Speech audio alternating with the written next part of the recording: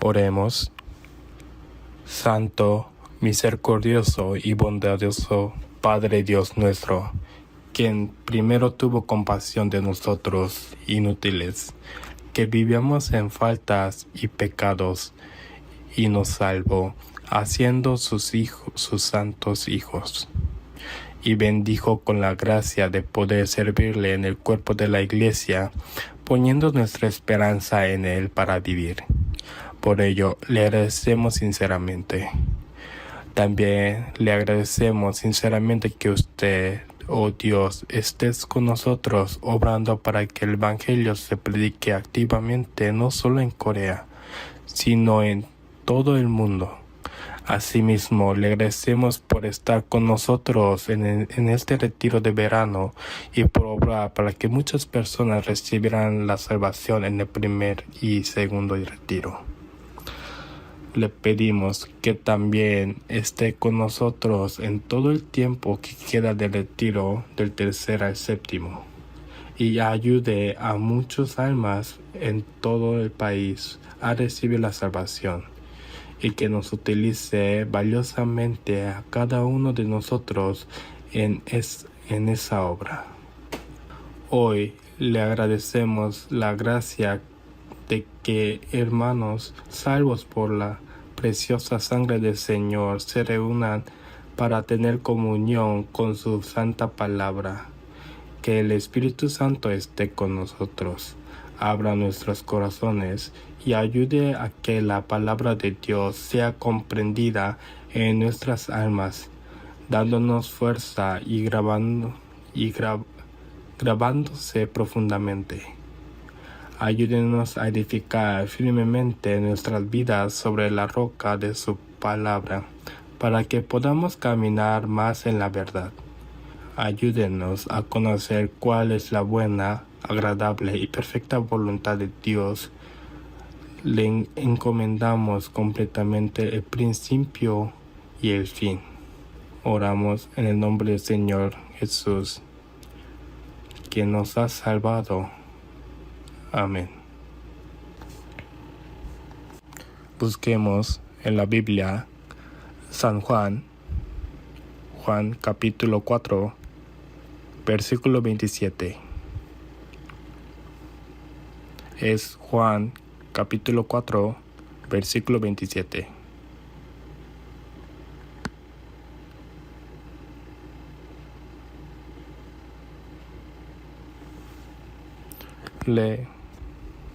Leeré un pasaje desde el versículo 27 hasta el 42. En esto vinieron sus discípulos y se asombraron de que hablaba con una mujer. Sin embargo, ninguno dijo: ¿qué preguntas o qué hablas con ella? Entonces la mujer dejó su cántaro y fue a la ciudad y dijo a los hombres: venid, ved a un hombre que me ha dicho todo cuanto he hecho. ¿No será este el Cristo? Entonces salieron de la ciudad y vinieron a él. Entre tanto, los discípulos se rogaban, diciendo: Rabí, come. Él les dijo: yo tengo una comida que comer, que vosotros no sabéis. Entonces los discípulos decían unos a otros: ¿le habrá traído alguien de comer? Jesús le dijo: mi comida es que haga la voluntad del que me envió, y que acabe su obra. ¿No decís vosotros: aún faltan 4 meses para la siega? He aquí os digo: alzad vuestros ojos y mirad los campos, porque ya están blancos para la siega. Y el que siega recibe salario, y recoge fruto para vida eterna, para que el que siembra y el que siega se regocijen juntos. Porque en esto es verdadero el dicho: uno es el que siembra, y otro es el que siega. Yo os he enviado a segar los que vosotros no labrasteis, otros labraron, y vosotros habéis entrado en sus labores. Y muchos de los que samaritanos de aquella ciudad creyeron en él por la palabra de la mujer, que daba testimonio diciendo: me dijo todo cuanto he hecho. Entonces vinieron los samaritanos a él, y le rogaron que se quedase con ellos. Y se quedó allí 2 días. Y muchos más creyeron por la palabra de él. Y decían a la mujer: ya no creemos solamente por tu dicho, porque nosotros mismos hemos oído y sabemos que verdaderamente este es el Salvador del mundo. Estamos en el tercer retiro y la cantidad de participantes, incluyendo los que están registrados en otros retiros, son 11.663 personas. En el primer retiro superó a los 12.000 personas. Y en este también cuenta con una gran asistencia, no menos que la anterior. Especialmente más de 1,000 participantes de otras etapas se unieron también, lo que nos hace pensar que vinieron para evangelizar. A esta hora, el evangelio, que comenzó alrededor de las 9, está a punto de concluir. Agradeceríamos si oraran para que todos los que vinieron a esta tercera etapa también puedan regresar habiendo recibido la salvación. El tema de hoy será lo dicho en el versículo 29. Venid, ved a un hombre. ¿No será este el Cristo? El contenido de este pasaje narra como una mujer samaritana, pecadora, que vivía con su sexto marido. Se encuentra con Jesús, cree que Él es el Mesías, el Cristo prometido en el Antiguo Testamento, recibe la salvación y es transformada. Luego da testimonios de Cristo en su alrededor de Sicar, salvando a muchas almas. Ya que este pasaje está registrado en la Biblia, Dios seguramente tiene un mensaje que quiere comunicarnos a través de él. Me gustaría que reflexionemos juntos sobre algunos de estos contenidos. Primero, la mujer samaritana se encontró con Jesús y este encuentro trajo un cambio tremendo en su vida. De manera similar, hoy en día, las personas que se encuentran con Jesucristo en sus vidas y reciben la salvación, sin duda experimentan un cambio en su forma de vivir. Me gustaría examinar esto en detalle.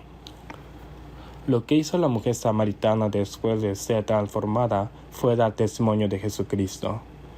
También reflexionaremos sobre esto.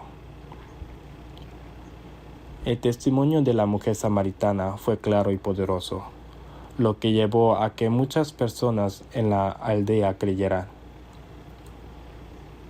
Eso significa que ella tuvo una influencia real en que muchas personas se volvieran a Jesús. De la misma manera, el testimonio de testigos genuinos, de personas que han experimentado a Cristo en sus vidas de manera segura, tienen poder y ejercen una influencia para atraer a la gente a Cristo. En cuarto lugar, podemos reflexionar sobre la gran influencia que puede tener una sola persona. Al recibir la salvación y dar testimonio de Cristo en su aldea, esta mujer evangelizó a toda la comunidad. Es decir, podemos pensar que toda una aldea es evangelizada a través de una sola persona, y que esa persona tiene una tremenda influencia. En realidad, cada uno de nosotros, habiendo sido salvos, si vivimos por fe en obediencia a la palabra del Señor, podemos tener una influencia tremenda. Y en quinto lugar, para tener una fe firme, podemos reflexionar sobre la necesidad de tomar tiempo para escuchar la palabra suficientemente. En Juan capítulo 4, versículo 41 al 42, dice: y muchos más creyeron por la palabra de él, y decían a la mujer: ya no creemos solamente por tu dicho, porque nosotros mismos hemos oído y sabemos que verdaderamente este es el Salvador del mundo. Después de escuchar el testimonio de la mujer samaritana, la gente de Samaria fue a Jesús y lo invitaron a quedarse en su aldea. En los versículos 39 y 40, vemos que Jesús se quedó allí 2 días. 2 días y 2 noches, lo que significa un retiro de 3 días. Realizaron un retiro en la aldea. Como escucharon la palabra de Jesús suficientemente durante un tiempo prolongado de 2 días, la gente llegó a creer firmemente que Él era verdaderamente el Salvador del mundo, su propio Salvador. Por lo tanto, para que una persona tenga una fe firme, podemos pensar que debe tomarse el tiempo para escuchar la palabra suficientemente. Además, si la mujer samaritana, después de encontrarse con Jesús y recibir la salvación, se hubiera quedado en silencio, ¿qué habría pasado? Jesús no habría tenido la oportunidad de obrar en la aldea samaritana. Pero como la mujer samaritana dio testimonio de Jesús en su aldea, Jesús también tuvo la oportunidad de obrar ahí. Este es un ejemplo que muestra claramente cómo Jesús también obra cuando los creyentes obran. Si la mujer samaritana hubiera guardado silencio, Jesús no habría tenido la oportunidad de obrar. Además, en los versículos de 34 al 38, Jesús le habla a sus discípulos y a través de estas palabras podemos reflexionar sobre dónde está el corazón de Jesús y qué desea. Si conocemos el corazón y la voluntad de Jesús, consideramos que es apropiado obedecer por la fe. Hablaré sobre este contenido. San Juan 4, capítulo 4, versículo 28 al 29. Primero, veamos los versículos 6 y 7. Leamos juntos los versículos 6 y 7. Y estaba allí el pozo de Jacob. Entonces Jesús, cansado del camino, se sentó junto al pozo. Era como la hora sexta. Vino una mujer samaritana a sacar agua, y Jesús le dijo: «Dame de beber, esto es suficiente ahora». Ahora, saltemos a los versículos 28 y 29 y leamos juntos. Entonces la mujer dejó su cántaro y fue a la ciudad, y dijo a los hombres: «Venid a un hombre que me ha dicho todo cuanto he hecho. ¿No será este el Cristo?». Primero, consideremos la transformación de la mujer samaritana. Jesús, cansado del camino, se sentó junto al pozo de Jacob, en Sicar de Samaria. En este momento, una mujer vino a sacar agua. Pero en el versículo 28 dice: «Entonces la mujer dejó su cántaro». Las palabras «vino una mujer de Samaria a sacar agua» y «dejó su cántaro» son contrastantes. La mujer ciertamente vino a sacar agua, pero en el versículo 28 parece que perdió el interés en sacar agua, porque le había sucedido algo más importante. Hasta hace poco sacar agua era muy importante para la mujer. Cuando dice la hora sexta, probablemente se refiere al mediodía, a las 12. Por lo general se va a buscar agua por la mañana o por la noche cuando hace fresco. Pero esta mujer vino a sacar agua al mediodía cuando el sol brillaba con más fuerza y hacía más calor. Esto podría deberse a que, como vivía con su sexto marido, temía las miradas y los juicios de la gente del pueblo, y quizás vino a esa hora para evitarlos. Sin embargo, el hecho de que esta mujer viniera a sacar agua a la hora más calurosa, bajo el sol caluroso, indica que para ella sacar agua era importante. Y a pesar de ello, dejó su cántaro, corrió al pueblo y dio testimonio de Jesús. El hecho de que dejara su cántaro, que traído para sacar agua, es un evento extremo que muestra directamente que esta mujer había cambiado. ¿Qué acontecimiento provocó este cambio en la mujer? El contenido en el medio es el encuentro con el Mesías. El momento en que claramente conoció y creyó que Jesucristo era el Cristo, a causa de esto, produjo la transformación de esta mujer. junto al pozo de Jacob, se encuentra con Jesús. Y a lo largo de la conversación, llega a conocer a Jesús cada vez más profundamente y finalmente cree firmemente que ese Jesús es el Mesías, el Cristo prometido en el Antiguo Testamento. Al leer el pasaje, se ve cómo el corazón de la mujer va conociendo a Jesús cada vez con mayor profundidad. Al principio, su expresión era muy fría cuando él, siendo judío, le pidió agua a ella, una samaritana. Darle agua a quien la pide, parece algo natural, pero ella no lo rechazó bruscamente. Al principio, pensé que Jesús era un hombre judío, un enemigo de samaritanos.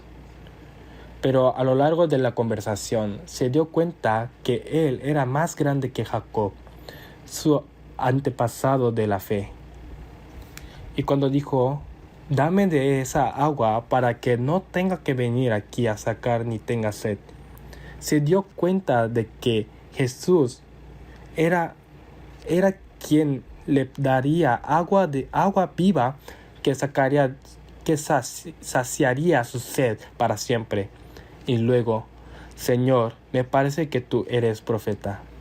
Cuando Jesús le dijo que había tenido 5 maridos y que el hombre con el que está viviendo no era su marido y que él sabía exactamente todo lo que ella había hecho, a pesar de que nunca se habían conocido, ella pensó, me parece que tú eres profeta.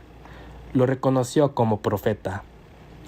Y más tarde, al aprender lo que era la verdadera adoración, finalmente se dio cuenta de que Jesús era el Mesías. Versículos 25 y 26. Versículos 25 y 26. Leamos juntos. Le dijo a la mujer, sé que ha de venir el Mesías, llamado el Cristo. Cuando Él venga nos declarará todas las cosas. Jesús le dijo, yo soy el que habla contigo. Ella dijo, cuando vengáis el Mesías, el Cristo prometido en el Antiguo Testamento, el que nos enseñará qué es la verdadera adoración. Jesús dijo, yo soy el que habla contigo. ¿Acaso solo dijo palabras? En la conversación esta mujer anhelaba al Mesías. Jesús no solo le enseñó que Él era el Mesías que ella anhelaba, sino que en este instante abrió completamente el corazón de esta mujer y le permitió creer que Jesús era el Mesías. La mujer creyó firmemente en su corazón y al conocerlo y creer firmemente, ella se transformó por completo. Así que, aunque un momento antes de sacar agua era importante, ahora dejó su cántaro y fue directamente al pueblo para dar testimonio de Jesús. Una tarea más importante. Queridos hermanos, hoy en día es exactamente lo mismo. Una persona que vive su vida y se encuentra con Jesucristo y cree firmemente que Jesucristo es el Salvador que la ha salvado, es decir, que recibe la salvación y obtiene una vida eterna, experimenta sin falta un cambio en su vida. Esto es igual para la mujer samaritana que para la persona que recibe la salvación hoy. La transformación de la mujer samaritana nos muestra cómo debería ser y cómo es la transformación de toda persona salva. Hermanos, cuando uno recibe la salvación, se convierte en una nueva criatura, se convierte en algo nuevo, en una nueva persona. Busquemos en la segunda epístola a los Corintios, capítulo 5, o sea, segunda de Corintios, capítulo 5, versículos 16 y 17.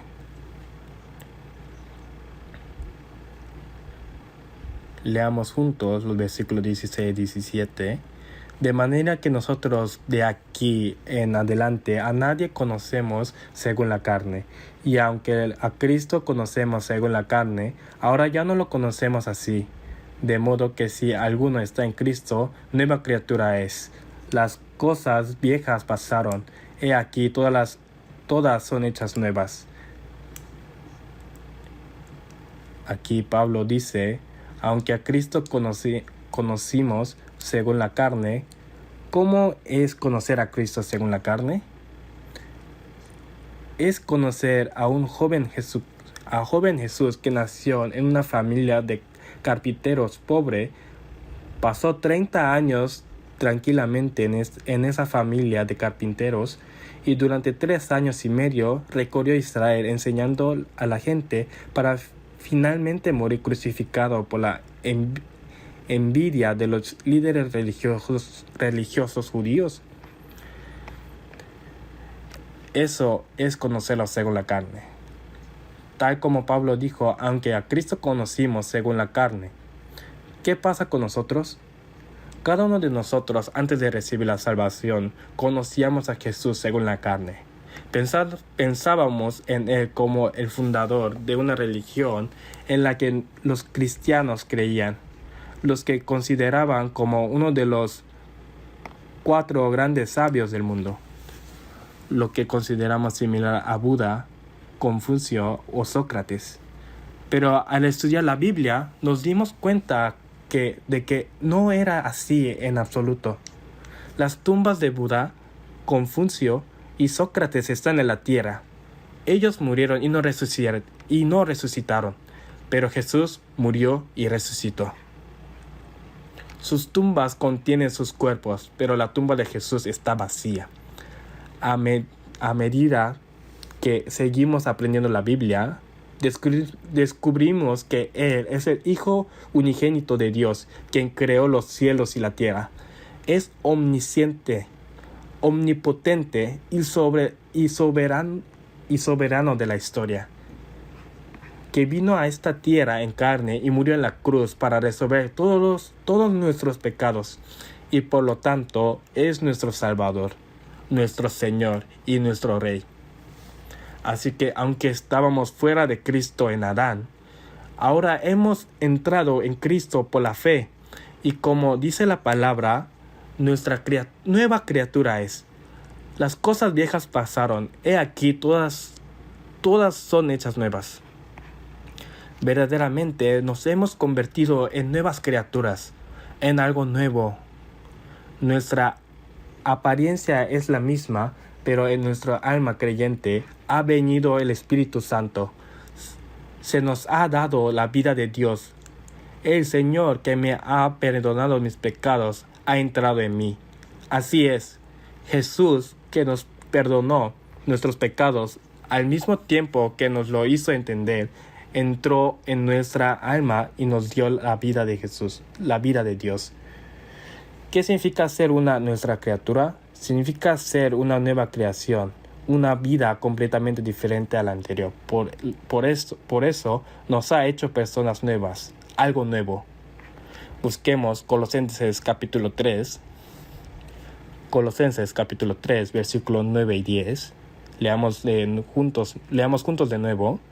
No mintáis los unos a los otros, habiéndoos despojado del viejo hombre con sus hechos y revestido del nuevo, el cual, conforme a la imagen del que lo creó, se va renovando hasta el conocimiento pleno.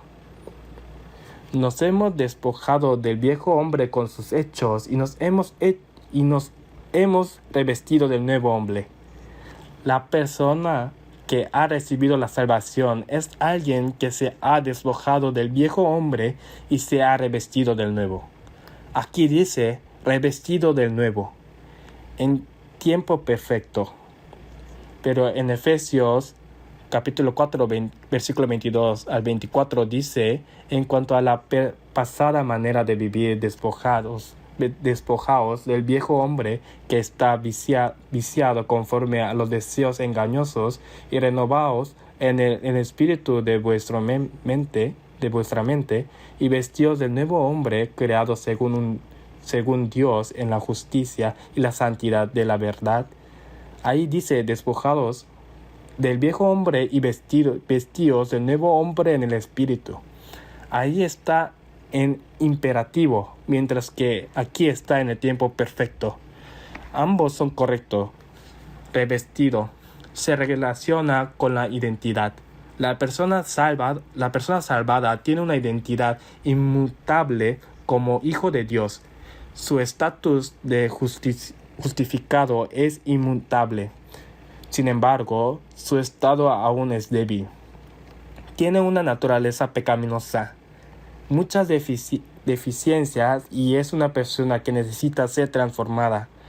Así que, en cuanto a la identidad, revestido es correcto.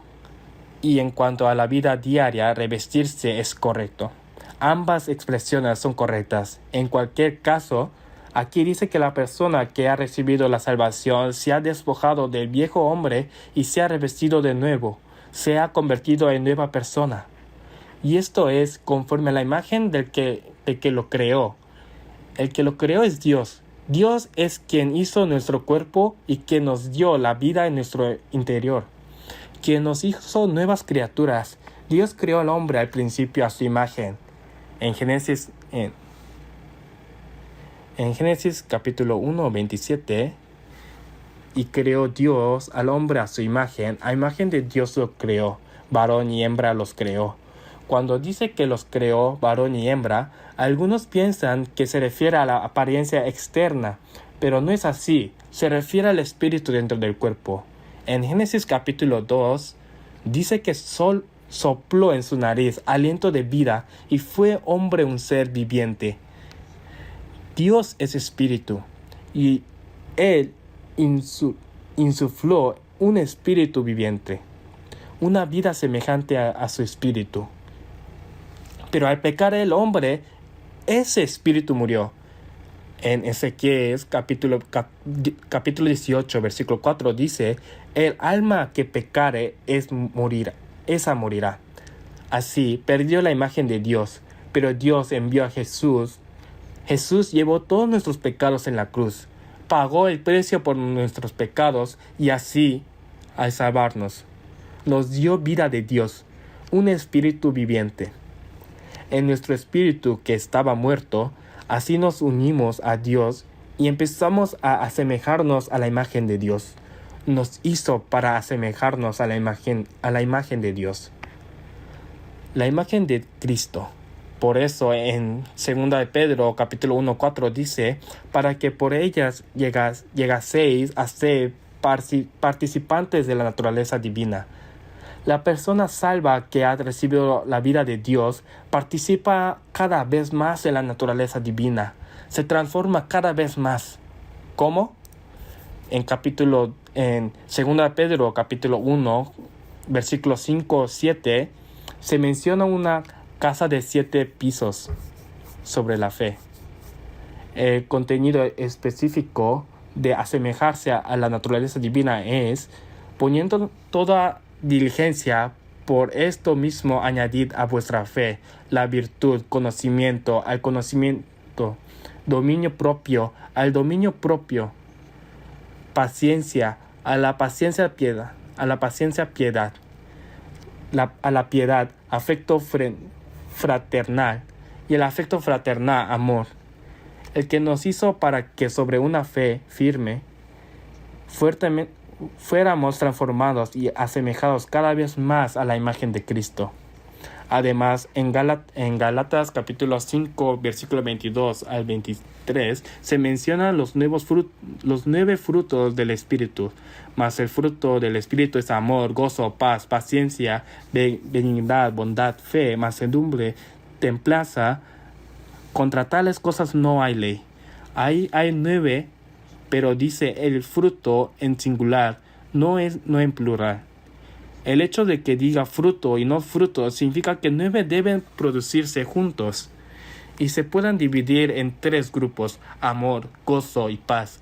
Son los frutos que deben producirse en la relación con Dios. paciencia, benignidad y bondad son los frutos que deben producirse en la relación con los creyentes y con las personas en el mundo. Y fe, mansedumbre y templanza son los frutos que deben producirse en la personalidad individual. Así que en la relación con Dios, en la relación con el prójimo y en la personalidad individual, debemos producir frutos progresivamente, y dice que contra tales cosas no hay ley. ¿Qué significa esto? Hermanos, la ley es una fuerza, un poder, una autoridad. Significa que nada puede resistir la obra del Espíritu Santo. En última instancia, como el Espíritu Santo está presente, Él nos da la victoria sobre todas las resistencias y nos hace dar fruto. Aunque recibamos la salvación, tenemos una naturaleza pecaminosa. Hay tentaciones en el mundo. Hay un Satanás invisible que trata de hacernos caer. Esas son las leyes y fuerzas. ¿Pueden resistir el dar fruto de espíritu? No, dice que no. Él nos da la victoria. Así que conforme a la palabra, dice que conforme a la imagen del que lo creó, nos asemejamos cada vez más a la imagen de Cristo. Y conforme a la palabra que dice, se va renovando hasta el conocimiento pleno.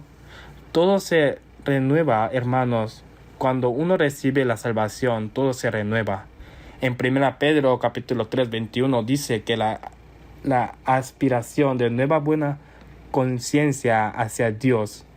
Antes de recibir la salvación, la conciencia estaba sucia. Pero al recibir la salvación, al recibir la vida de Dios, la conciencia se purificó. Así que por el resto de la vida busca a Dios. La función de la conciencia es confirmar en Dios y buscarlo. Ese es propósito original y correcto. Y la conciencia se usa para su propósito correcto. Y como dice en Ezequiel, capítulo 36, versículo 26, os daré corazón nuevo y pondré espíritu nuevo dentro de vosotros, y quitaré de vuestra carne el corazón de piedra, y os daré un corazón de carne.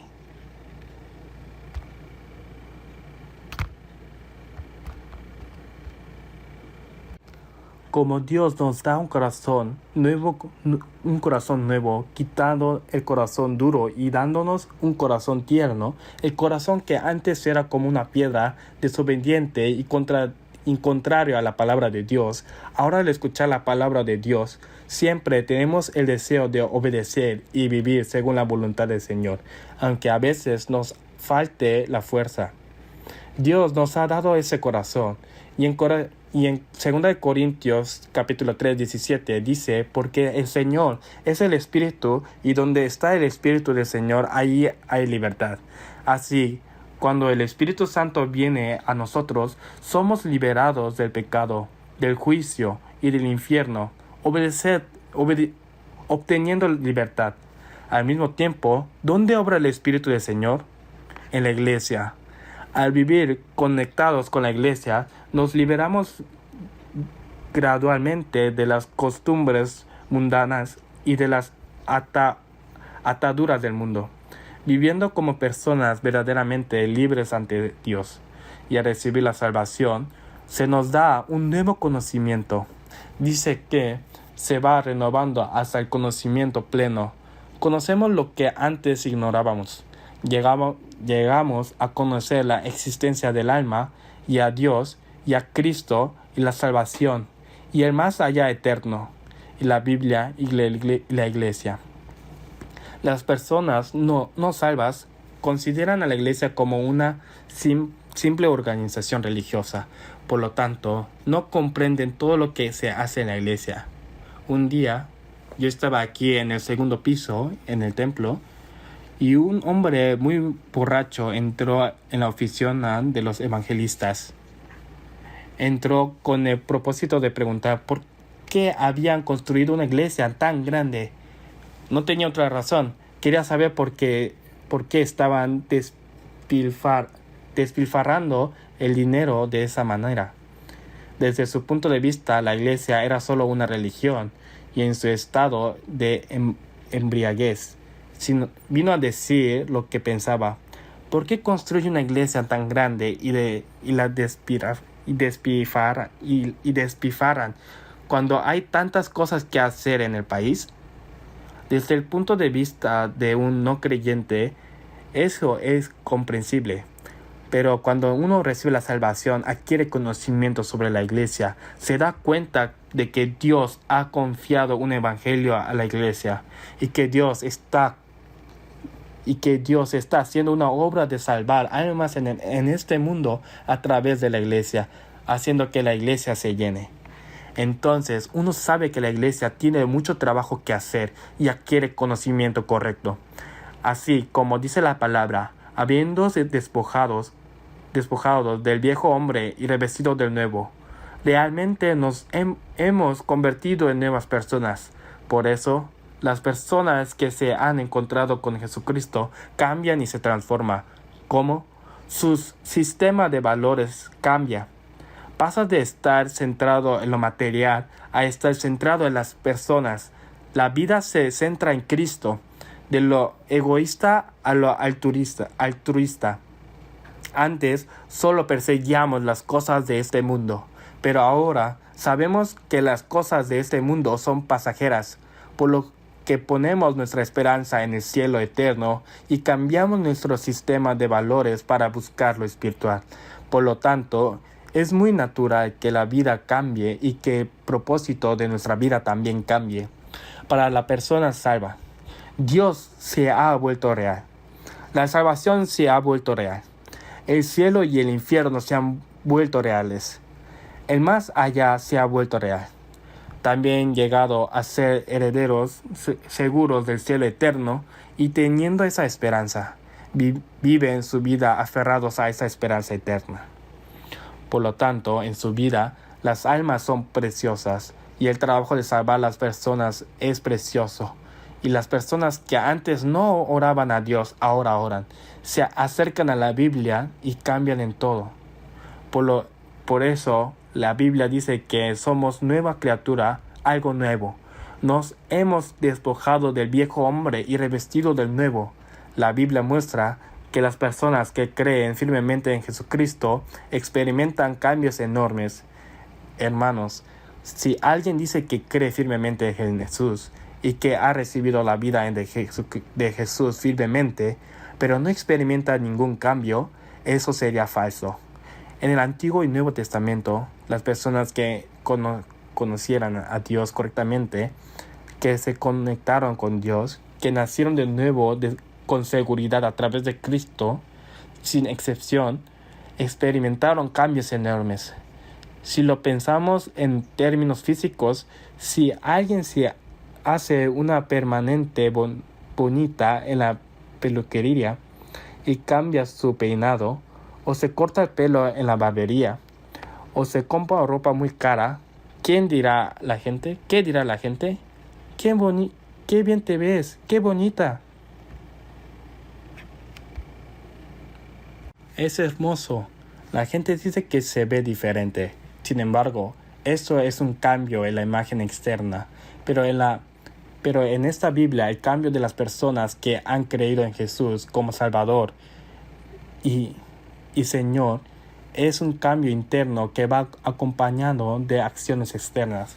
Es un cambio interno y como cambia internamente. Es natural que las acciones externas cambien. Limpia primero lo de dentro para que también lo de fuera sea limpio. Si el interior cambia, el exterior está destinado a cambiar. Por eso, debido a que es un cambio tan extremo, dice que se convirtieron en nuevas criaturas. Se hicieron hechas nuevas. Se convirtieron en hombres nuevos. Si esto es cierto según las palabras de la Biblia, entonces, cuando una persona es salva, su cambio es suficiente para impactar a las personas que la rodean. Si has sido salvo, la dirección y el propósito de la vida que viviste antes de ser salvo deben cambiar completamente y transformarse. Hay muchos ejemplos de cambio inmediato y drástico de las personas que aceptan el Evangelio de la Biblia. Hoy, al recibir algunos de estos casos, veamos cómo son iguales a mí, qué diferencias hay conmigo. ¿Cómo sería correcto que yo cambie? Espero que estas cosas nos hagan reflexionar y que nuestros corazones se conmuevan. Vamos a considerar juntos aproximadamente 5 ejemplos. Primero, el cambio de Zaqueo, quien recibe a Jesús. Veamos la Biblia, San Lucas, capítulo 19, del versículo 5 al 9. San Lucas, capítulo 19, versículo 5 al 9.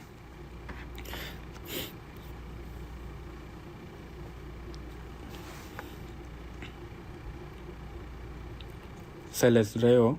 Cuando Jesús llegó a aquel lugar, mirando hacia arriba, le vio y le dijo: Zaqueo, date prisa, desciende, porque hoy es necesario que pose yo en tu casa. Entonces él descendió a prisa y le recibió gozoso. Al ver esto, todos murmuraban, diciendo que había entrado a posar con un hombre pecador. Entonces Zaqueo, puesto en pie, dijo al Señor. Leamos juntos. He aquí, la mitad de mis bienes doy a los pobres, y si en algo he defraudado a alguno, se lo devuelvo cuadruplicado. Después yo continúo.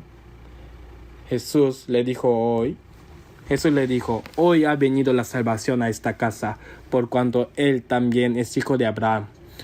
Porque el Hijo del Hombre vino a buscar y a salvar lo que se había perdido.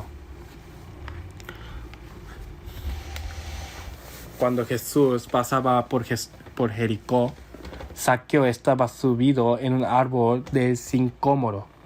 Zaqueo era el jefe de los publicanos de Jericó. En términos simples, era un hombre influyente a esa región. Tenía prestigio. No era un niño, y sin embargo se subió al sicómoro. Esa imagen debería haber parecido ridícula a los ojos de la gente. Habrán pensado que actuaba sin dignidad alguna. Pero la razón por la que se subió al sicómoro no fue otra sino que había escuchado el rumor que venía Jesús. Tenía un deseo ardiente de ver a Jesús, al menos una vez. Debido a ese deseo ardiente, se subió. Cuando Jesús pasaba sin que nadie le hubiera enseñado su nombre, le dijo: Zaqueo, desciende. Conocía su nombre exactamente, y en realidad una de las razones por las que fue a Jericó era para encontrarse con Zaqueo. Hoy es necesario que pose yo en tu casa. Descendió rápidamente y recibió a Jesús en su casa. Lo recibió con gozo. Esto sería una imagen de nosotros recibiendo la salvación por medio de Jesucristo y recibiendo la vida de Jesús. Esta persona, después de recibir a Jesús, esa noche, en el versículo 8, Zaqueo se puso en pie y dijo al Señor: He aquí, Señor, la mitad de mis bienes doy a los pobres, y si en algo he defraudado a alguno, se lo devuelvo cuadruplicado. Al ver que la gente que lo rodeaba murmuraba, parece que la conducta habitual de Zaqueo no había sido buena. Había cometido muchos pecados, pero a este Zaqueo, la noche que recibió a Jesús, se puso de pie delante de Jesús y dijo: la mitad de mis bienes. ¿Cuánto es? Dijo que daría la mitad a los pobres. Y dijo que si había algo que hubiera defraudado a otro, lo devolvería 4 veces. ¿No es esta una decisión tremenda? Esta decisión no le tomó un año, no le tomó un mes, tampoco le tomó una semana.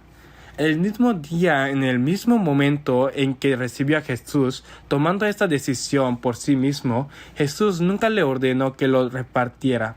Tomó esa decisión por sí mismo. ¿No podemos ver el cambio inmediato y drástico en los valores de esta persona? ¿Cómo cambió? Esta persona, antes de conocer a Jesús, habría estado contrada en la ganancia y en lo material. Al conocer a Jesús, se convirtió en la persona más importante de su vida. Conoció su condición miserable y supo que Jesús era su Salvador, porque el Hijo de Hombre vino a buscar y a salvar lo que se había perdido. ¿Verdad? Jesús dijo que la salvación había llegado a esta casa. También veremos a este Zaqueo cuando vayamos al cielo. Zaqueo diría que hoy están hablando de mí. Ese día hubo un cambio definitivo y Jesús se convirtió en la persona más importante de su vida. Cambió de lo material al Señor como centro. Al decir que daría la mitad de sus bienes a los pobres, cambió de lo material a estar centrado en las personas. No era que lo material fuera importante, sino que las personas se volvieron importantes. Cambió de una vida egoísta que acumula a una imagen altruista que comparte. Después de conocer a Jesús y ser liberado de su condición miserable, Zaqueo no hizo esto porque recibió una orden, sino que sabía por sí mismo qué debía hacer y tomó esa decisión por sí mismo.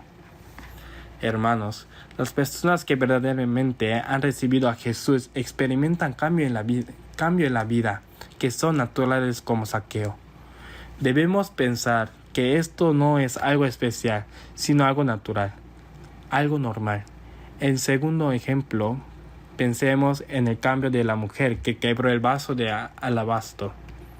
En San Marcos capítulo 14, del versículo 3 al 5, San Marcos capítulo 14, versículo 3 al 5.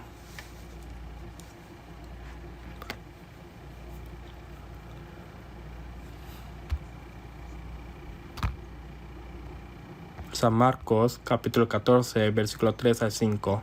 Pero estando en Betania, en casa de Simón, el leproso, y sentado a la mesa, vino una mujer con un vaso de alabastro de perfume de nardo puro, de hecho de mucho precio.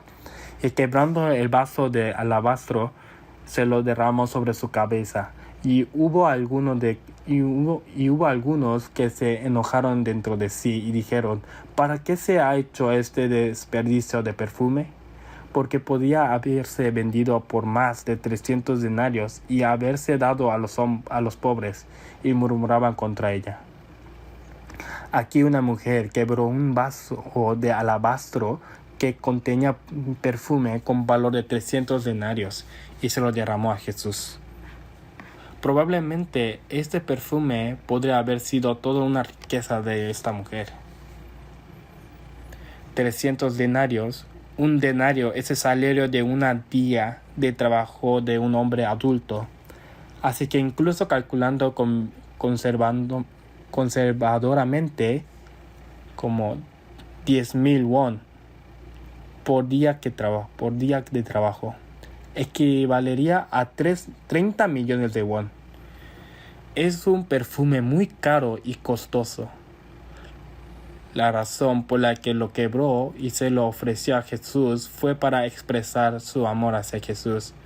Al mismo tiempo, es una acción que exalta a Jesús delante de muchas personas, ya que están en medio de una fiesta.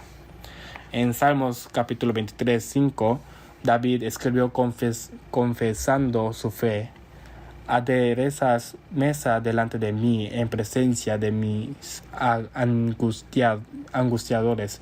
Unges mi cabeza con aceite, mi copa está rebosando. Que Dios ungiera con aceite la cabeza de David delante de muchas personas significa que Dios enalteció a David, lo honró. que María derramara perfume en ese lugar de fiesta, en ese lugar donde estaba la gente sentada, fue una expresión de amor y al mismo tiempo una acción que exaltó a Jesús delante de muchas personas.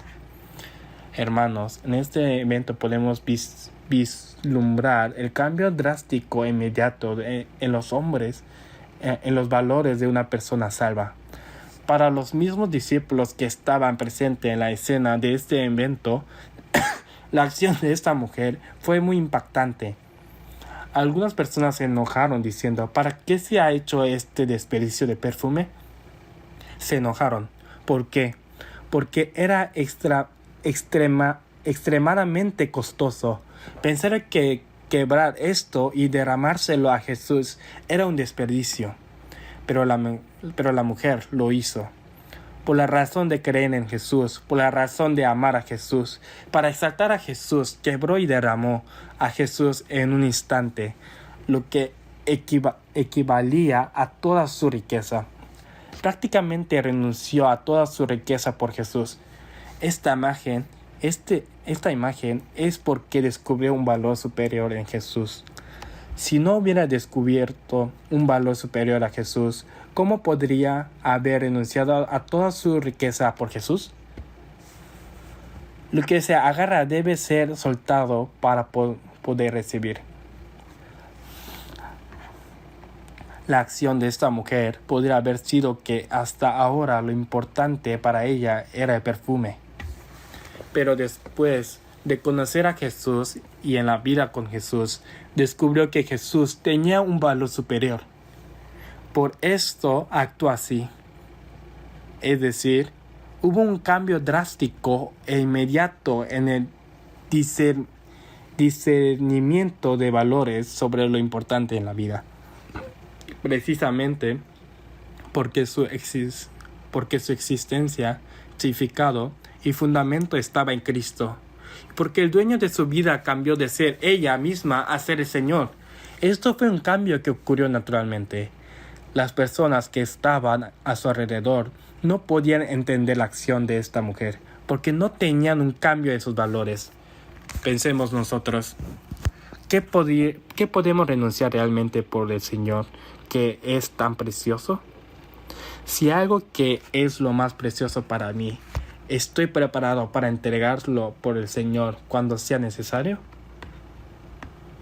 Si realmente creo con certeza que el Señor tiene un valor superior y que el Señor es la persona más preciosa, ¿podré hacerlo en este momento importante? Hermanos, Abraham renunció a 4 cosas en su vida. Vete de tu tierra y de tu parentela y de la casa de tu padre y a la tierra que te mostraré. Abraham renunció a Ur de los caldeos, y cuando surgió una situación en la que tenía que dividir buenos pastos con su sobrino, renunció al derecho de elegir los buenos pastos. Y cuando se le dijo que echara fuera a su hijo Ismael, que había obtenido por medios carnales, renunció y lo echó fuera. Cuando se le dijo que ofreciera a Isaac, que era como su misma vida, lo más importante para él, Abraham decidió y lo ofreció. Es decir, renunció al menos a 4 cosas. Moisés también. En Hebreos capítulo 11, versículo 24 y 26 dice: por la fe Moisés, hecho ya grande, rehusó llamarse hijo de la hija de Faraón, escogiendo antes ser maltratado con el pueblo de Dios que gozar de los deleitos temporales del pecado, teniendo por mayores riquezas el vituperio de Cristo que los tesoros de los egipcios, porque tenían puesta la mirada en el galardón. Al menos Moisés también renunció a 3 cosas. Renunció a la forma que le llegó de ser llamado hijo de la hija de Faraón. Renunció a gozar de los deleites temporales del pecado. Cuando dice gozar de los deleites temporales del pecado, más que referirse a vivir de manera moralmente corrupta en el mundo, se refiere a que mientras el pueblo de Israel sufría en el desierto, él buscaba su propia comodidad y bienestar mientras vivía cómodamente en Egipto. Él Esto era gozar de los deleites del pecado. Renunció a una vida cómoda y tuvo por mayores riquezas el vituperio de Cristo que todos los tesoros de Egipto. Si hubiera estado en Egipto, habría riquezas que él podría haber obtenido. Renuncia a las riquezas de Egipto.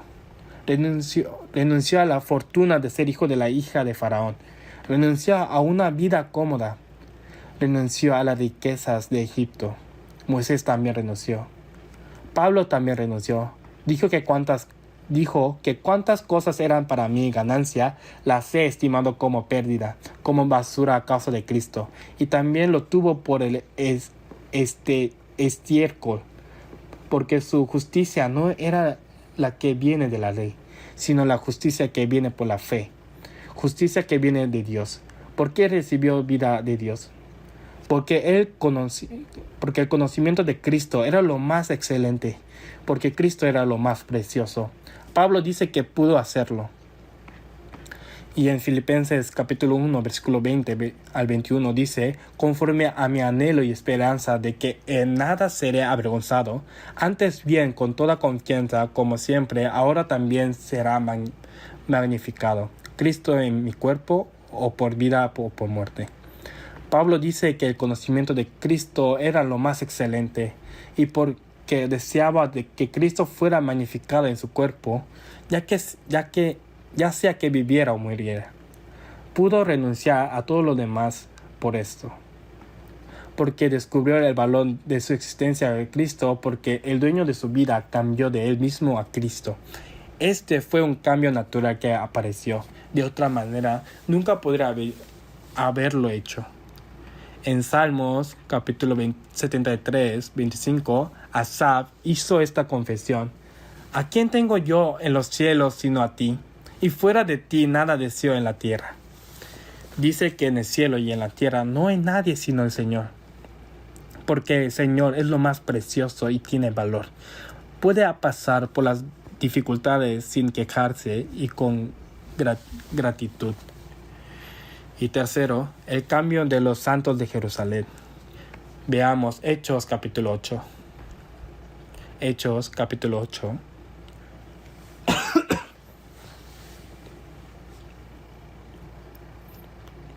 Hechos capítulo 8, versículo 1 al 4. Leamos juntos los versículos 1 y 4. Y Saulo consentía en su muerte. En aquel día hubo una gran persecución contra la iglesia que estaba en Jerusalén, y todos fueron esparcidos por las tierras de Judea y de Samaria, salvo los apóstoles. Versículo 4. Pero los que fueron esparcidos iban por todas partes anunciando el evangelio. Hermanos, Jerusalén es el lugar donde estaban los líderes religiosos que mataron a Jesús. Vivir en ese Jerusalén creyendo, guardando la fe y manifestándola no habría sido nada fácil. Si se conocía y se revelaba que creían en Jesús, serían expulsados del judaísmo, que era la base de su vida, y perderían todos los privilegios que podían obtener del judaísmo. De hecho, en Juan capítulo 9, cuando Jesús sanó al ciego del nacimiento, cuando éste testificó hasta el final del hecho de que Jesús lo había sanado, fue expulsado de la sinagoga por los líderes religiosos judíos del judaísmo. Después de ser expulsado, Jesús fue a buscarlo y se encontró con él. Guardar la fe en ese lugar donde estaban los líderes religiosos judíos que mataron a Jesús no habrá sido nada fácil. Pero los santos de Jerusalén no fueron cobardes, tampoco dudaron en manifestar su fe. Aquí vemos que por el asunto de Esteban hubo una gran persecución contra la iglesia. Todos fueron esparcidos por las tierras de Judá y de Samaria, salvo los apóstoles. Les quitaron la base de su vida y no tuvieron más remedio que emigrar. Si hubieran ocultado diciendo yo no creo en Jesús, podrían haberse quedado en la base de su vida. pero no dudaron en manifestar que creen en Jesús. Nunca fueron cobardes. Ellos manifestaron su fe, mostraron que creen en Jesús y finalmente fueron expulsados de la base de su vida. Y a donde quiera que fueron después de ser expulsados, predicaron el Evangelio. En realidad, esto se convirtió en una oportunidad para que el Evangelio se extendiera más rápidamente. Al ver esto, podemos observar la fe firme y el cambio drástico en la vida de estos santos de Jerusalén. ¿Cómo pueden renunciar a su vida en un instante? ¿Cómo pueden renunciar a la base de su vida? Jesús había llegado a ser tan importante en sus vidas. Abraham dejó Ur de los Caldeos y fue a la tierra de Canaán.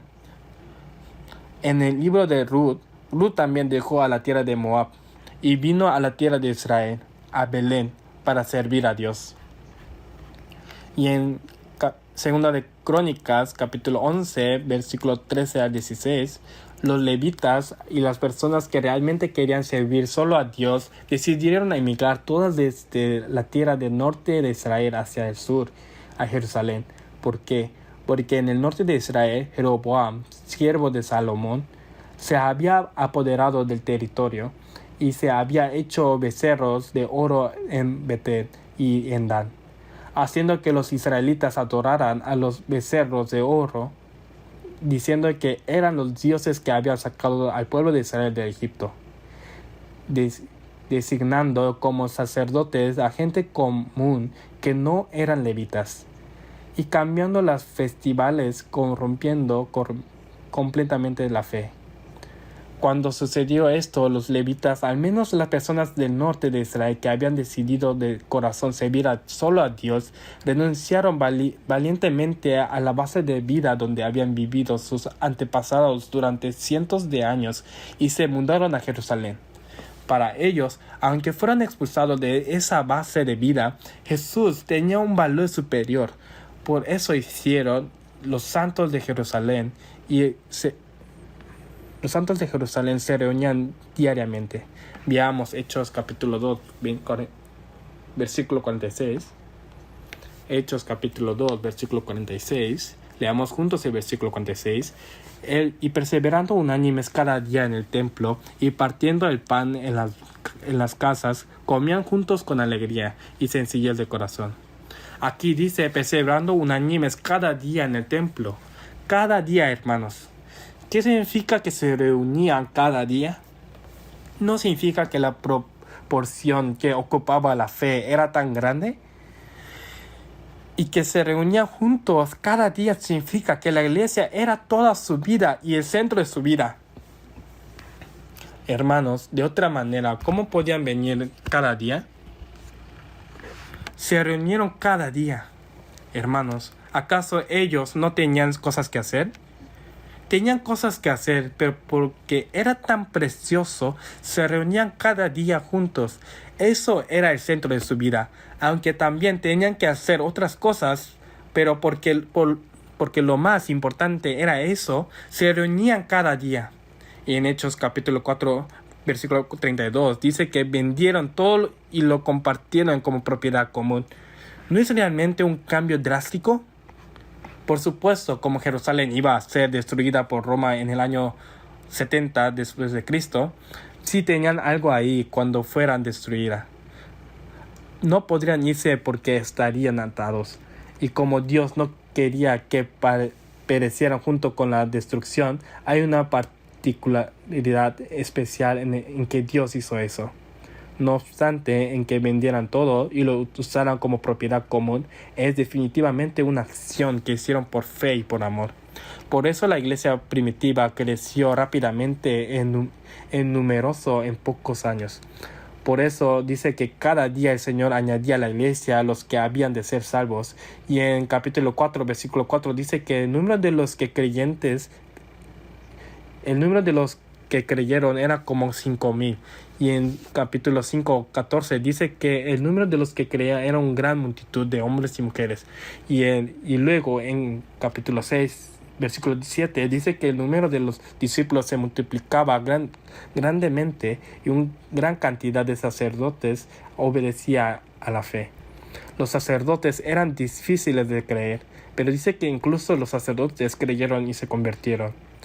En este caso también es un cambio muy drástico, porque los santos de Jerusalén fueron verdaderamente transformados al encontrar a Cristo.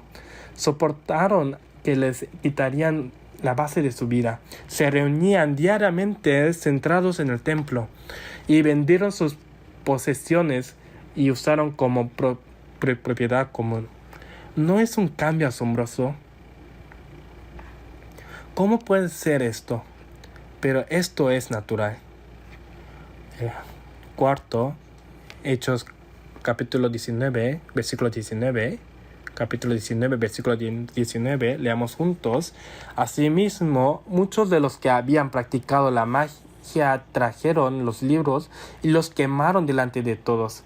Y hecha la cuenta de su preciso, hallaron que eran 50,000 piezas de plata. El versículo 20, yo les leo. Así creía y prevalecía poderosamente la palabra del Señor.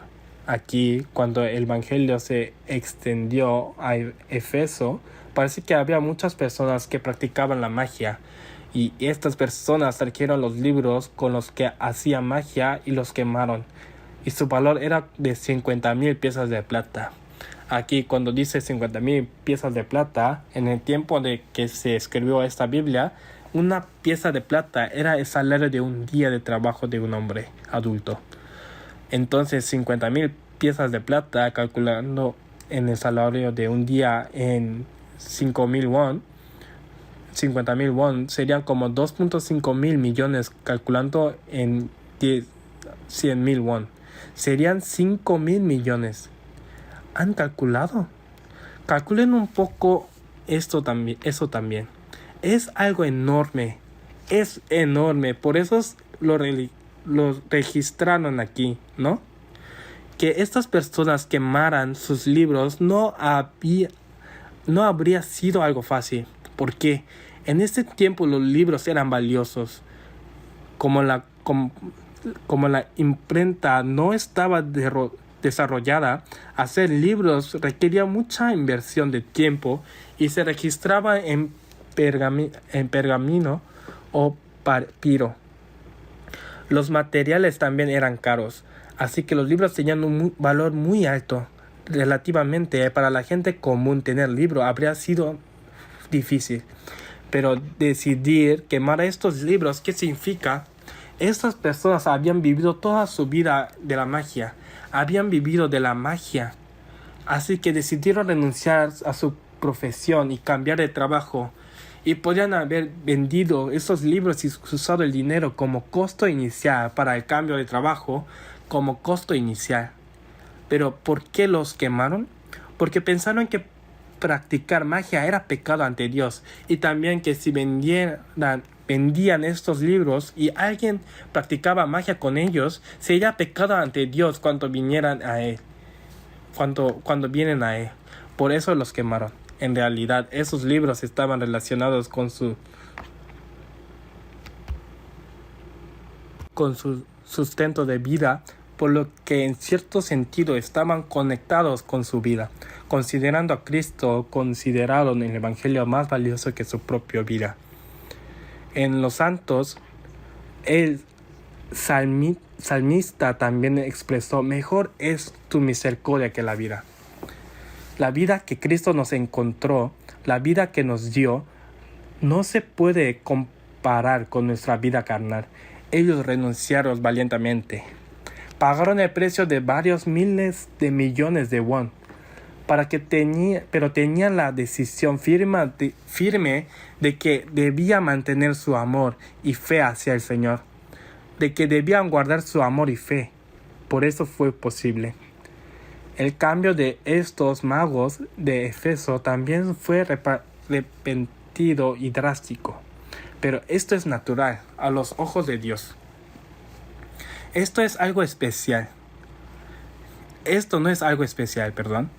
Y en la Biblia está el cambio de los santos de Tesalónica es un lugar donde, según Hechos capítulo 17, el apóstol Pablo predicó durante aproximadamente 3 semanas, y en esa predicación muchas personas fueron salvas, pero los judíos causaron disturbios por envidia, así que Pablo no tuvo más remedio que huir en secreto por la noche. Pero para establecer una iglesia era demasiado poco tiempo, y para que la fe creciera era demasiado poco tiempo, y para que la vida cambiara era demasiado poco tiempo. El tiempo de Pablo estuvo en Tesalónica fue a lo mucho 2 meses, o tampoco como 1 mes.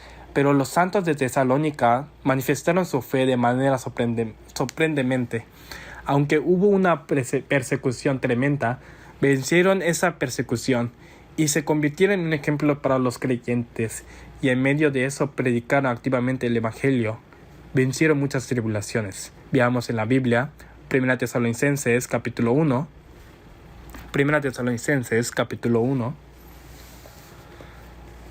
Leamos juntos del versículo 6 al 8. Y vosotros vinisteis a ser imitadores de nosotros y del Señor, recibiendo la palabra en medio de gran tribulación, con gozo del Espíritu Santo, de tal manera que habéis sido ejemplo a todos los Macedonia y de Acaya que han creído, porque partiendo de vosotros ha sido divulgada la palabra del Señor, no solo en Macedonia y Acaya, sino que también en todo lugar vuestra fe en Dios se ha extendido, de modo que nosotros no tenemos necesidad de hablar nada. Estos santos de Tesalónica, espiritualmente hablando, solo tenían 1 o 2 meses, así que eran como niños pequeños, eran nuevos creyentes. Aunque estaban en esa posición desde el principio, mostraron una valentía de fe sorprendente para soportar la persecución. Aquí vemos, recibiendo la palabra en medio de gran tribulación. En medio de gran tribulación hubo disturbios, y apóstol Pablo no tuvo más remedio que escapar en medio de la noche con la ayuda de los hermanos. Y era un lugar al que Pablo tenía temor de regresar. Pero esas tribulaciones y persecuciones, ¿quién las recibió? Las recibieron los santos de Tesalónica. Pablo estaba preocupado, pero ellos las vencieron. Y aquí dice que se convirtieron en ejemplo para los creyentes. Y dice, partiendo de vosotros ha sido divulgada la palabra del Señor, no solo en Macedonia y Acaya. ¿Qué es la palabra del Señor? Ellos predicaron la palabra del Evangelio. Probablemente predicaron en varios lugares de la región de Macedonia. También predicaron hasta llegar a Acaya.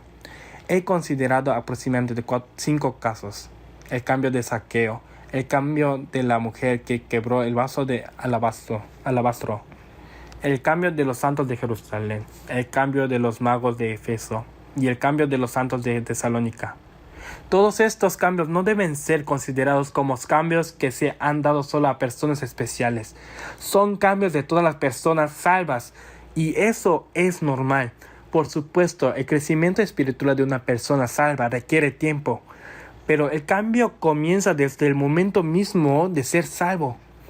Independientemente de la velocidad del cambio, ese cambio es tan tremendo y grande que no puedes sino ser sorprendente para las personas que rodean y para el mismo que fue salvo. Porque aunque la velocidad sea lenta, el cambio es tremendo. Pero hermanos, ¿cómo somos nosotros hoy? ¿Acaso tenemos los cambios repentinos y drásticos? ¿Y tenemos miedo de que se sucedan?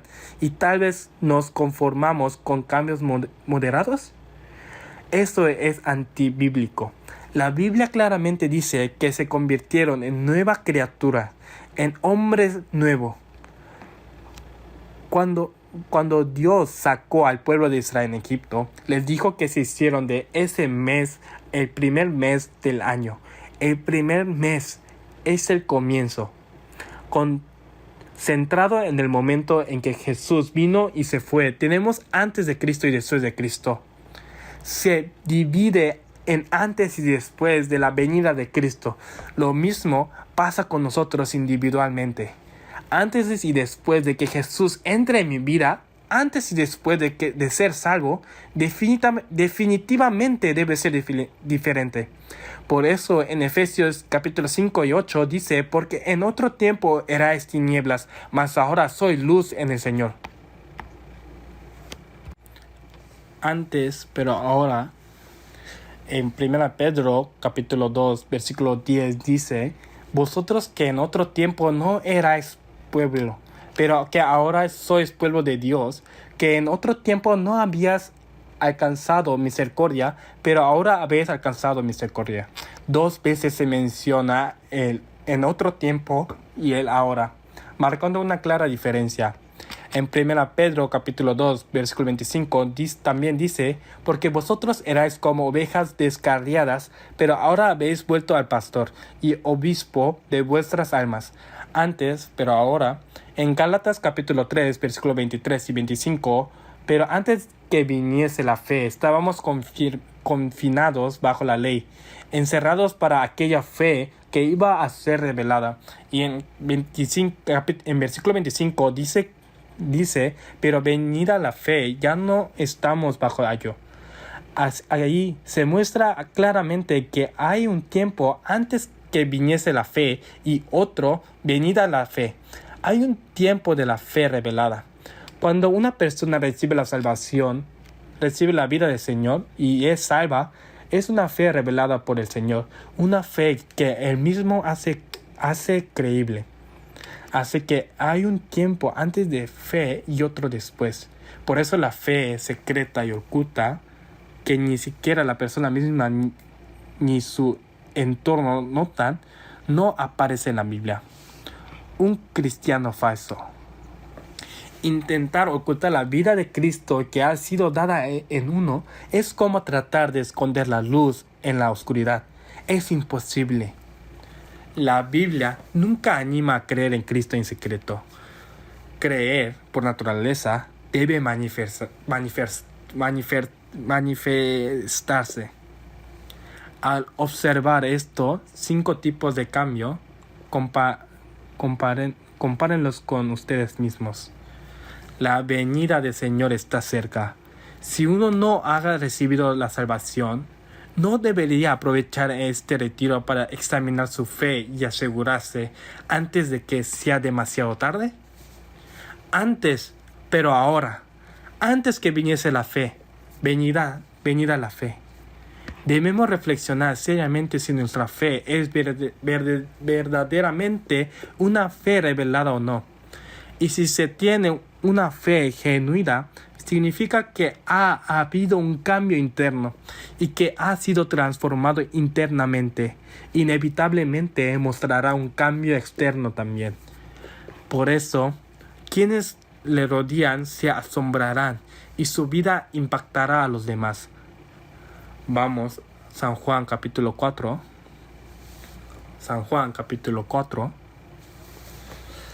Leamos de nuevo San Juan capítulo 4 versículo 28 al 29. Venid, ved a un hombre que me ha dicho todo cuanto he hecho. ¿No será este el Cristo? Esta mujer, después de encontrarse con Jesús y ser salva, ¿qué fue lo primero que hizo? Dijo, venid, ved. ¿No será este el Cristo?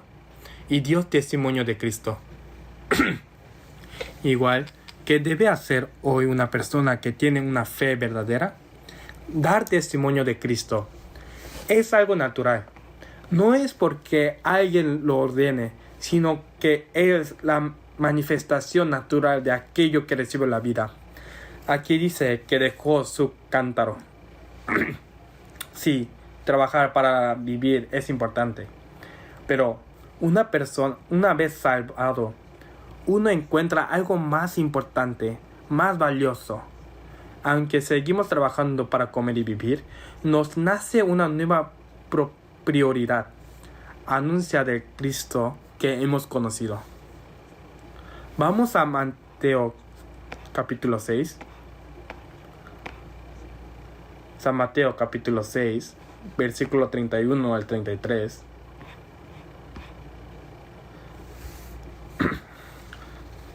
Leamos a Mateo capítulo 6, versículo 31 al 33. No os afanéis, pues, diciendo qué comeremos o qué beberemos o qué vestiremos, porque los gentiles buscan todas esas cosas, pero vuestro Padre Celestial sabe que tenéis necesidad de todas estas cosas, mas buscad primeramente el reino de Dios y su justicia, y todas las cosas os será añadida. El cristiano viviendo en este mundo tiene dos responsabilidades. Primero, como se menciona aquí, comer, beber, vestir. Nosotros tampoco podemos estar libres de estas cosas mientras vivamos aquí. Debemos hacerlo. Pero también hay otra responsabilidad, buscar el reino de Dios y su justicia. Los no creyentes, llamados gentiles aquí, solo se centra en qué comer, en qué beber y en qué vestir y en dónde vivir y con qué alegrarse. Esas cosas son terrenales. Esto no significa que orden por ellas, sino que toda su vida y propósito gira en torno a ello. Pero el salvo también hace esas cosas, pero sin embargo, ya no son el todo ni el propósito de su vida. Ahora tienen una nueva prioridad: buscar primeramente su reino y su justicia. Sí, necesitamos hacer ambas cosas, pero ahora hay algo más importante. La pregunta es, ¿qué haremos primero? El hecho de ser salvo no significa que dejemos de comer, beber o dormir. Mientras vivamos en el mundo, no podemos evitarlo. Pero eso no debe ser el propósito ni el todo de nuestra vida. Buscad primeramente el reino de Dios y su justicia. Lo más importante ahora es anunciar a Cristo. Vamos a buscar San Juan capítulo 1. San Juan capítulo 1. Versículo 40 al 42.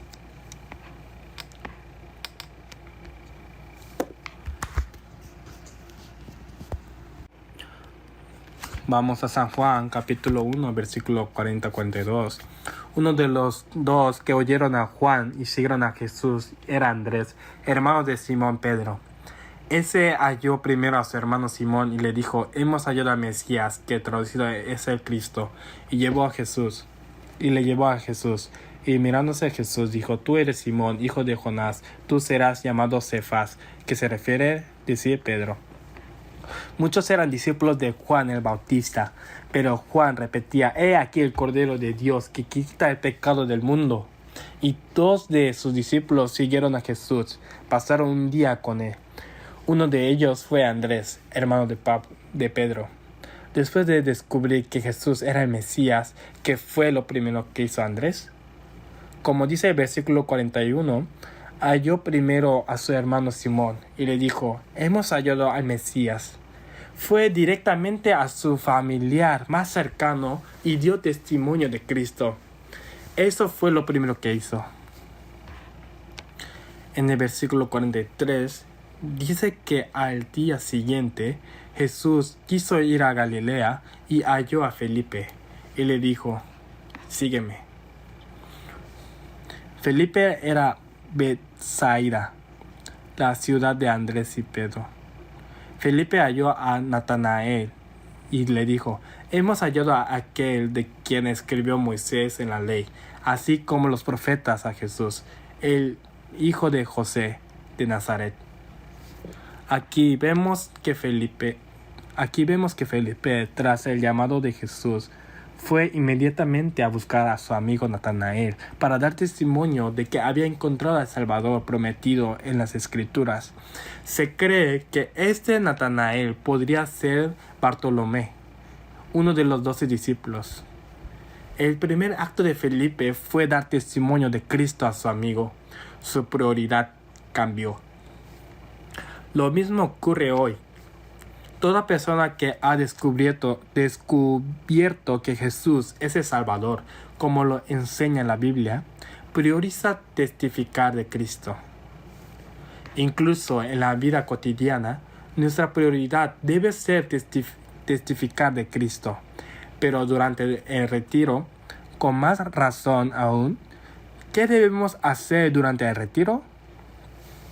En el pueblo de Sicar celebraron un retiro local de 2 días.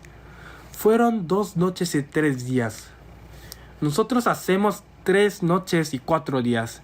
Ella dejó su cántaro y se decidió completamente a testificar de Cristo.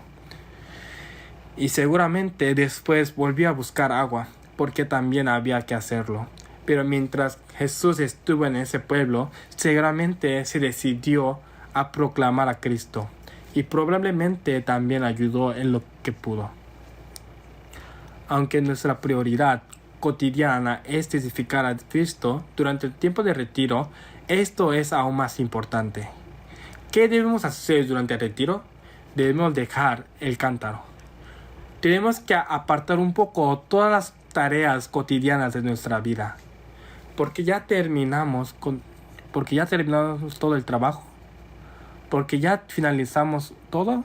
No. Incluso si el trabajo está apilado como una montaña, debemos dejar a un lado.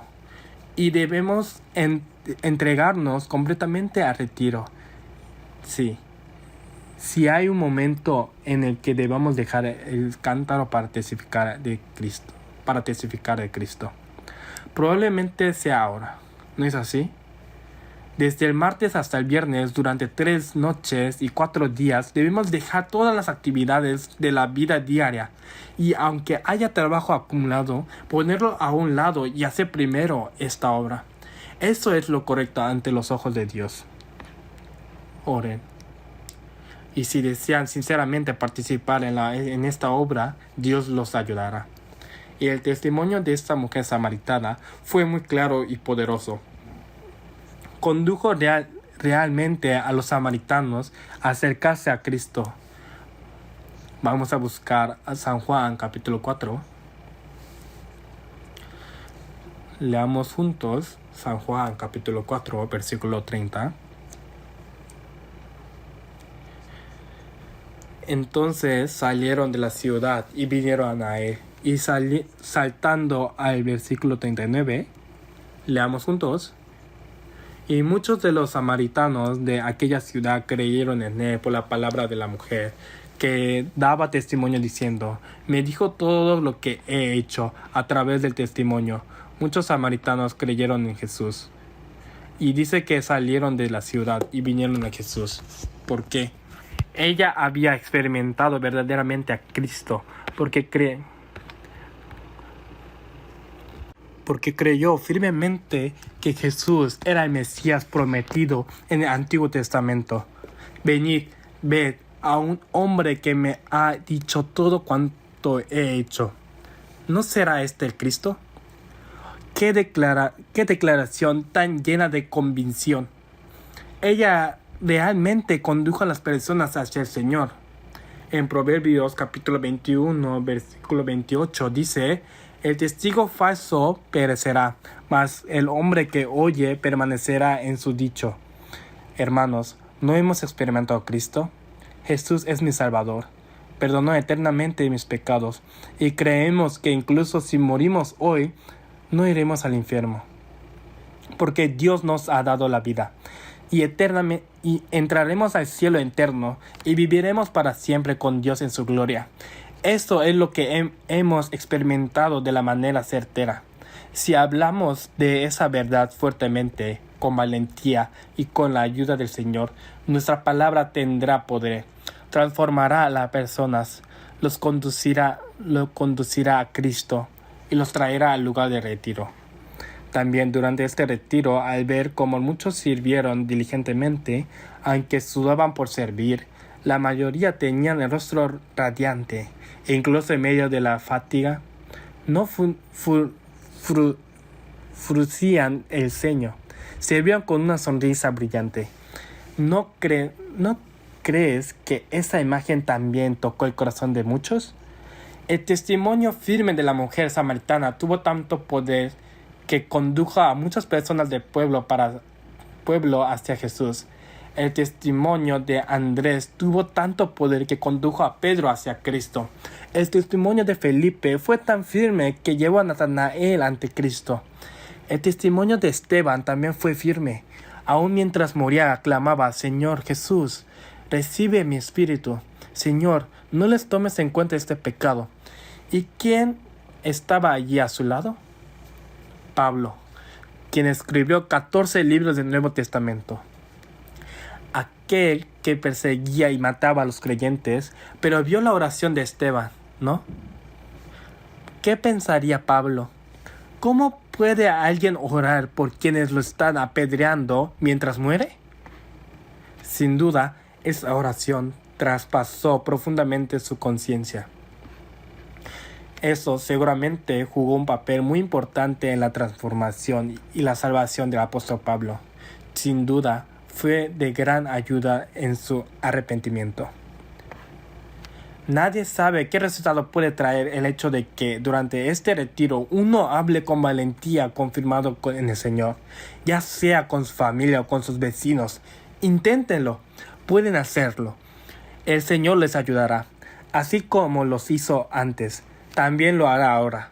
Al mismo tiempo podemos ver cuánto poder tiene una sola persona.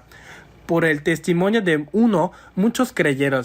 Una persona evangelizó a todo un pueblo. Hermanos, una persona es importante. Que no diga: si yo no lo hago, alguien más lo hará. No, hay una parte que solo yo puedo hacer, porque he recibido la vida de Dios. Porque he sido salvo yo. Entonces hay una parte que yo debo cumplir durante el retiro. ¿No es así? Por la fe firme y la obediencia de una sola persona, Noé, toda su familia fue salva y se abrió una nueva era. A través de la obediencia y las acciones de fe de una sola persona, Abraham, nacieron muchos descendientes espirituales.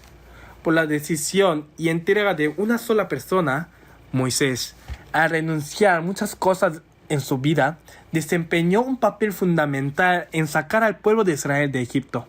Y así se preparó el escenario dentro de la historia de Israel para la venida de Cristo. Por la fe y las acciones de la fe de una sola persona, Rahab, la ramera, su familia y sus parientes fueron salvos. Lo mismo ocurre ahora. Una sola persona puede hacer una gran cosa. No piensen: ¿qué puede hacer una persona como yo? No es así. La persona que evangelizó a D.L. Moody fue Edward Kimball. Era un maestro de escuela dominical. Enseñaba a los estudiantes de la escuela dominical y evangelizó a Moody. Moody estaba en la zapatería de su tío arreglando zapatos cuando fue evangelizado. ¿Creen que Edward Kimball pensó que Moody se convertiría en un evangelista mundial? No, en absoluto. Pero Moody predicó el evangelio por todo el mundo. Según las estadísticas, se dice que predicó a unas 200 millones de personas. ¿Cuántas? 200 millones. Eso es impresionante. Aunque no sabemos cuántos de ellos fueron salvos, se dice que a través de Moody, alrededor de 200 millones de personas escucharon el evangelio. Eso es impresionante. Entonces, si muchos de esos 200 millones creyeron y fueron salvos, ¿cuán grande será la recompensa de Edward Kimball? Hermanos, nadie sabe qué resultado puede surgir por causa de una sola persona a la que evangelicemos durante este retiro. ¿No es cierto? Una persona no es simplemente una persona. Cuando una sola persona obedece correctamente y se entrega al Señor, puede tener un impacto inmenso. Podemos darnos cuenta de que eso produce grandes frutos. Y para tener una fe firme necesitamos dedicar tiempo suficiente para escuchar la palabra. Veamos esto en San Juan capítulo 4, versículo 40. Dice: entonces vinieron los samaritanos a él y le rogaron que se quedase con ellos, y se quedó allí 2 días. Leamos juntos los versículos 41 y 42. Y creyeron muchos más por la palabra de él, y decían a la mujer: ya no creemos solamente por tu dicho, porque nosotros mismos hemos oído, y sabemos que verdaderamente este es el Salvador del mundo, y el Cristo. Jesús permaneció allí 2 días. Tuvieron tiempo abundante, y seguramente durante esos 2 días Jesús siguió predicando la palabra. Mientras escuchaban la palabra, la fe de muchos se hizo firme, y dieron testimonio diciendo: nosotros mismos hemos oído, y sabemos que verdaderamente este es el Salvador del mundo. Creyeron con convicción y certeza. Hermanos, en este retiro de 3 noches y 4 días, debemos dedicar tiempo suficiente. ¿Todos prometieron asistir completamente? La respuesta es un poco baja. ¿Sí lo hicieron? Bien, gracias. Los que respondieron tienen la responsabilidad de asistir todos los días. Incluso si su fe personal está un poco débil, puede recibir fuerza sirviendo, y al escuchar la palabra, puede ser restaurado. Los que aún no han recibido la salvación, al escuchar la palabra con atención, podrían afirmarse en la fe. Por eso debemos dedicar suficiente tiempo para escuchar la palabra. En Nehemías capítulo 8, versículo 3, cuando el pueblo de Israel reconstruyó el muro, se reunieron para escuchar la palabra, y dice que escucharon desde el amanecer hasta mediodía. Eso serían aproximadamente 6 horas. ¿Cuántas horas? 6 horas. ¿Probamos ahora 6 horas seguidas? Cuando estuve en África, me sorprendió ver cómo escucharon concentradamente durante 4 o 5 horas. Pero creo que eso es imposible cuando hay un corazón sediento de la palabra.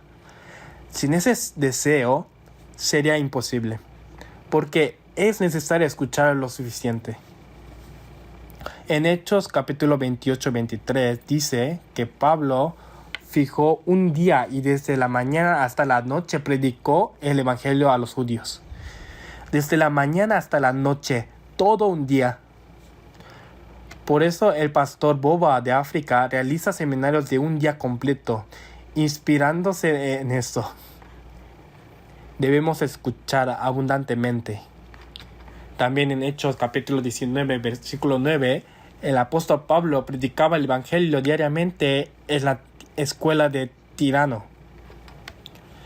Según algunos manuscritos, alquilaban esa escuela desde las 11 de la mañana hasta las 4 de la tarde, unas 5 horas al día.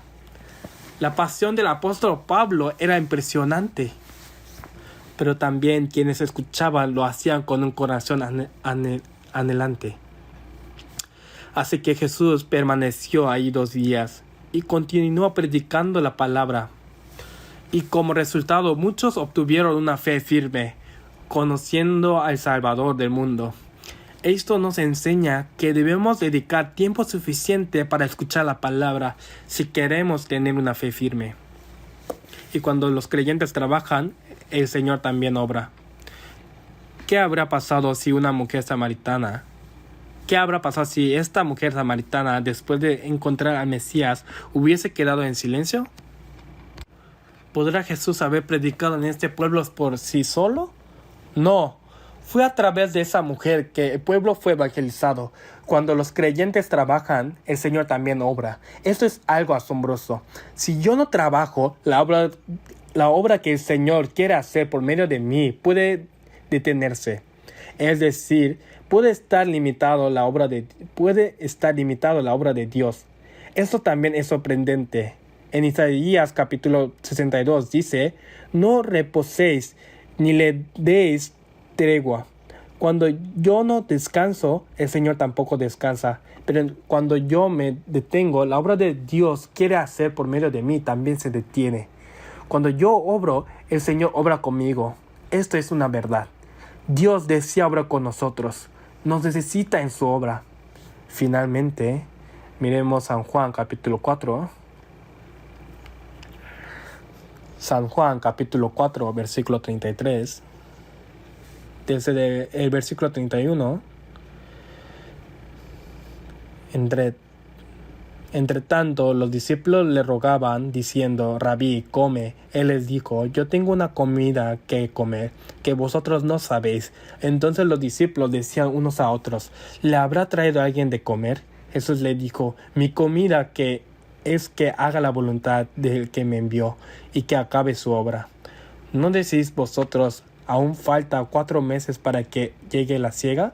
He aquí os digo: alzad vuestros ojos y mirad los campos, porque ya están blancos para la siega. Fíjense bien aquí. Aquí podemos ver claramente el corazón del Señor.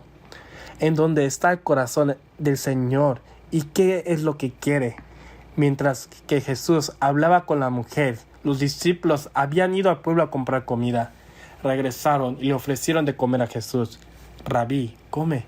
Yo tengo una comida que comer, que vosotros no sabéis.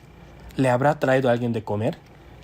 Jesús le dijo: Mi comida es que haga la voluntad del que me envió, y que acabe su obra. Aquí se mencionan 2 tipos de alimentos: el alimento físico y el alimento espiritual. Y alzad vuestros ojos y mirad los campos, porque ya están blancos para la siega. ¿No decís vosotros: aún falta 4 meses para que llegue la siega? También se mencionan 2 tipos de campos. ¿Cuáles son? Uno es el campo de alimento físico y el otro es: alzad vuestros ojos y mirad los campos. Campo de las almas. Hermanos, hay alimento físico y el espiritual. Y hay campo físico y campo espiritual. ¿Dónde estaba el corazón de Jesús? Estaba en el alimento espiritual, en el campo espiritual. Necesitamos tener ojos para ver ese campo espiritual.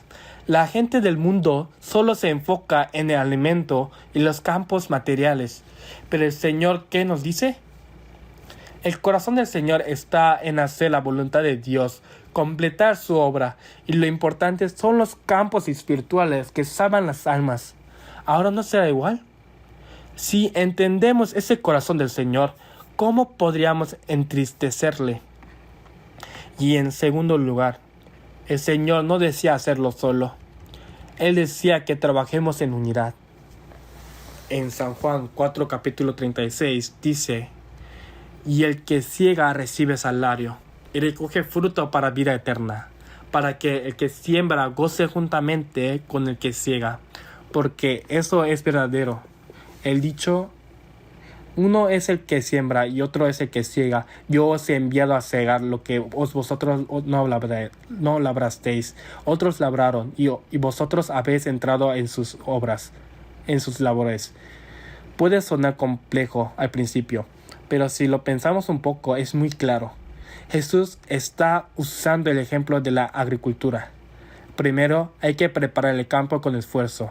Luego se siembra, brota y crece el fruto.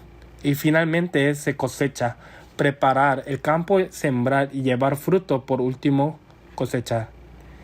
¿Quién preparó el campo? Los creyentes del Antiguo Testamento. Ellos prepararon el escenario para la venida de Cristo. ¿No es así? Jesús, durante sus 33 años en la tierra, si el grano de trigo no cae en la tierra y muere, queda solo, pero si muere lleva muchos frutos. Completó el evangelio muriendo en la cruz. Jesús llevó nuestros pecados, completó la redención. Por eso las almas ya están listas para ser recogidas. Nuestra evangelización es la cosecha. Los creyentes del Nuevo Testamento tienen el rol de cosechar. Miren la obra de Dios. Es un trabajo de unidad. Los santos del Antiguo Testamento, el Señor mismo y ahora nosotros, los creyentes del Nuevo Testamento, trabajamos juntos. En el Antiguo Testamento Dios obró por medio de la historia de Israel. Jesús, durante sus 33 años en el mundo, llevó a cabo el fruto de vida eterna. Y ahora el Espíritu Santo trabaja cosechando por medio de los santos del Nuevo Testamento. Durante el retiro también es así. No basta con quien predica la palabra. Se necesita la unidad. Hay quienes ayudan en en el estacionamiento, los que cocinan, los que trabajan en la enfermería, los que cuidan el ambiente, los que hacen vigilancia, los que guían, los que hacen consultas, los que predican la palabra, los que alojan. Todos juntos, unidos, recogemos el fruto para vida eterna. Debemos participar en esta obra. Dios se complace en el trabajo en unidad. A Dios le agrada cuando los creyentes se unen. Eso debe cumplirse en este retiro. Participen plenamente. Traigan a quienes puedan ser evangelizados y que en esta cuarta sesión de retiro una gran obra de Dios se manifieste. Perdón por extenderme tanto. Oremos. Dios, te damos gracias. Gracias por darnos este tiempo valioso para que a través de una parte de las Escrituras podamos reflexionar sobre lo que tú deseas y lo que debemos hacer. Desde el martes hasta el viernes tenemos planificado el retiro número 4. Permite que se manifieste una gran obra, que muchas personas a nivel nacional reciban la salvación. Y usamos a cada uno de nosotros, Señor, de forma preciosa en esa obra. Dependemos totalmente de ti. Permite que sea un retiro seguro, lleno de gracia y bendición. Oramos en el nombre de nuestro Salvador Jesucristo. Amén.